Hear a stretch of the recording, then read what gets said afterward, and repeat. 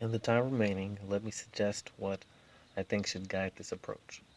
First of all, a sustainable counterterrorism strategy depends on keeping the threat in perspective. The terrorist threat is real and it is dangerous, but these terrorists want to cast themselves as the vanguard of a new world order. They are not. They are thugs and they are murderers, and they should be treated that way.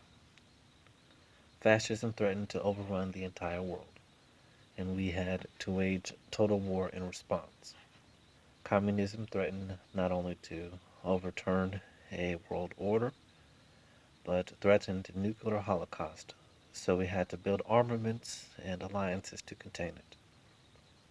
Today's terrorists can kill innocent people, but they don't pose an existential threat to our nation, and we must not make the mistake of elevating them as if they do.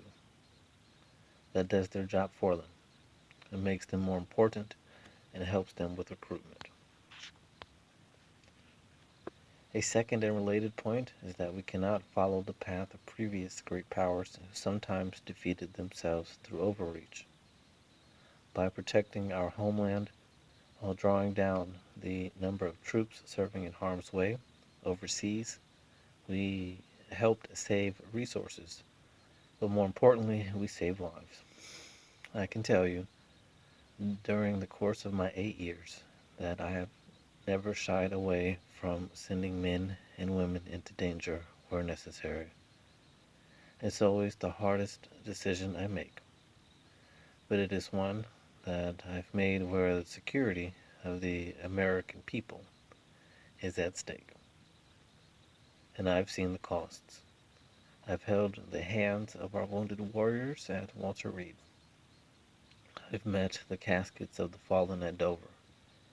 And that's why I make no apologies for only sending our troops into harm's way when there is a clear mission that is achievable and when it is absolutely necessary. Number three, we need the wisdom to see that upholding our values and adhering to the rule of law is not a weakness. In the long term, it is our greatest strength. The whole objective of these terrorists is to scare us into changing the nature of who we are and our democracy. And the fact is, people and nations do not make good decisions when they are driven by fear. These terrorists can never directly destroy our way of life, but we can do it for them if we lose track of who we are and the values that this nation was founded upon.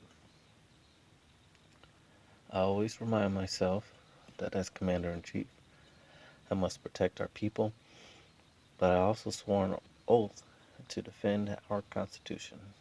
And over the last 8 years, we have demonstrated that staying true to our traditions as a nation of laws advances our security as well as our values. We prohibited torture everywhere, at all times. That includes tactics like waterboarding. And at no time has anybody who has worked with me told me that doing so has cost us good intelligence. When we do capture terrorists, despite all the political rhetoric about the need to strip terrorists of their rights, our interrogation teams have obtained valuable information from terrorists without resorting to torture, without operating outside the law. Our Article 3 courts have delivered justice faster than military trials, and our prisons have proven more than capable of holding the most dangerous terrorists. Consider the terrorists who have been captured, lawfully interrogated, and prosecuted in civilian courts. Faisal Shahzad, who tried to set off a car bomb in Times Square. Dzhokhar Tsarnaev, the Boston Marathon bomber. Umar Farouk Abdul Muttalib, the so-called underwear bomber.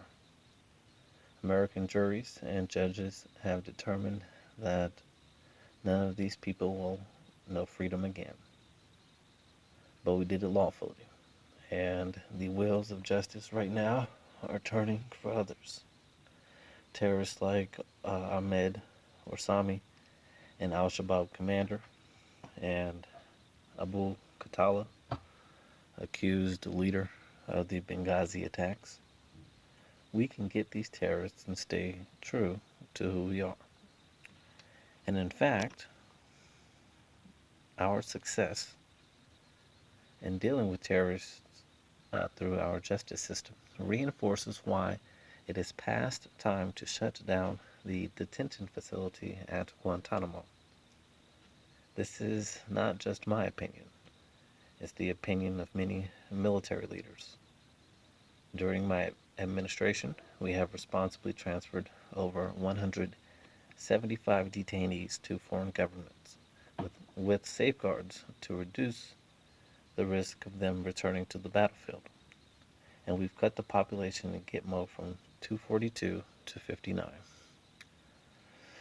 The politics of fear has led Congress to prevent any detainees from being transferred to prisons in the United States, even though as we speak, we imprison dangerous terrorists in our prisons, and we have even more dangerous criminals in all of our prisons across the country. Even though our allies oftentimes will not turn over terrorists if they think that a terrorist could end up in Gitmo, even though groups like ISIL use Gitmo in their propaganda. So we're wasting hundreds of millions of dollars to keep fewer than 60 people in a detention facility in Cuba. That's not strength. Until Congress changes course, it will be judged harshly by history, and I will continue to do all that I can to remove this blot on our national honor.